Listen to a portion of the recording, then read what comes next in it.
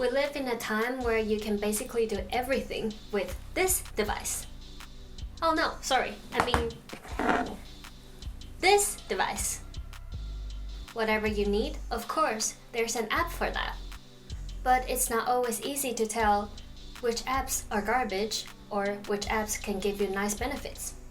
In this video, we will show you a handful of apps that are necessary when you're living in Sweden. First off, we have Swish. This is the #1 payment app used in Sweden. As you might know, no one uses cash in Sweden anymore. So Swish is used when you want to lend some money to a friend or split a bill at a restaurant. Some stores even accept Swish as a payment method. If the store doesn't accept Swish and you didn't bring your bank card or any cash, you can use Google Pay or Apple Pay. So these apps are also really good to have while living in Sweden. When talking about banking and secure payment using your phone, we also need to mention the app Bank ID. If you have a Swedish social security number, personnummer, and a bank account in any of the major Swedish bank, you can get Bank ID. The app is used to identify yourself when using other apps or services. One example is the app Klarna, which is a digital mailbox for important documents.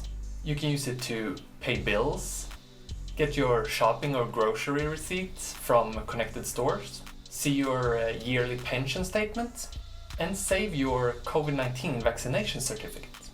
Another banking app that can make your life easier is Klarna. Klarna is a bank, but with its app, you can connect to the bank that you're already using. You can use Klarna as a payment method online, buy things straight through the app, or just use it to keep track of the purchases made with your connected bank account. Furthermore, the app can track the delivery of your online purchases. But in Sweden, most packages are delivered by Postal, which of course has its own app. Of course.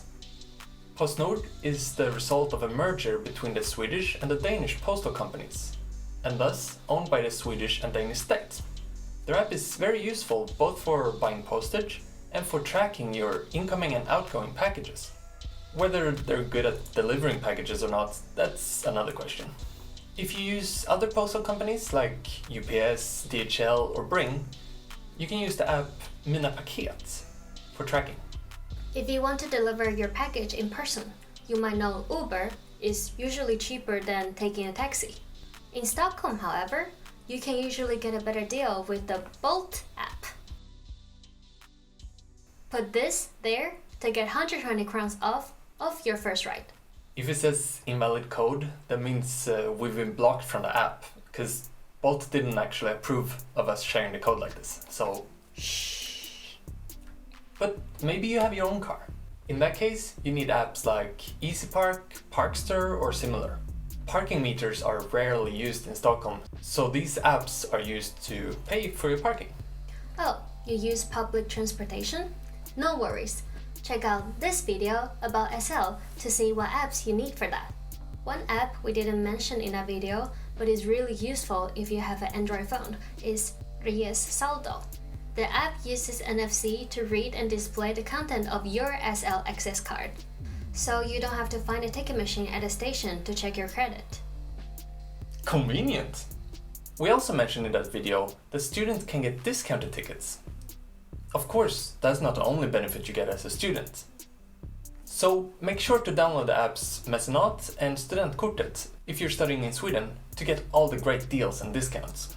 To find some good deals without being a student, you can use the app Tiendo to find the latest brochures and catalogs from your favorite stores and supermarkets. And when you get to the supermarkets, most of them have their own apps that can do anything from displaying your membership card to letting you scan your groceries and pay right away in the app. Convenient! You can also help save the planet by buying food that would otherwise be thrown away using the Karma app. It's not really a must-have app like the other ones on the list, but we thought it's worth mentioning anyway. I thought we were talking about absolute necessary. Absolutely not. Some food are beyond saving though, but if you ate it anyway, you might need the app 1177 Vårdguiden. Smooth transition. Thanks. In the app, you can see your medical journal, medicine prescriptions, and make a doctor's appointment. The app can also give guidance on what to do in different medical situations. But don't hesitate to call them if you need an answer fast. Their phone lines are open 24/7 and their number is not all that hard to remember. It's 1177. If you, however, get a phone call from a number that you don't recognize, you need the app Eniro or Hitta. Hello? Hi, it's me again. We live in a... Wrong number. They're both very similar and can be used to look up phone numbers or other informations about companies and people living in Sweden. Just by searching for someone's name, you can get their full name, address, and even birthday. Because that's all public information in Sweden. Unbelievable. Believe it. It's true. Believable. Comment down below if there are any other apps you think are necessary for surviving in Sweden. And don't forget that you have to click on the like button if you don't already have all of these apps installed on your phone. You have them, right? Yeah, of course. Subscribe to not miss out next week's video. See you then. Bye! Party!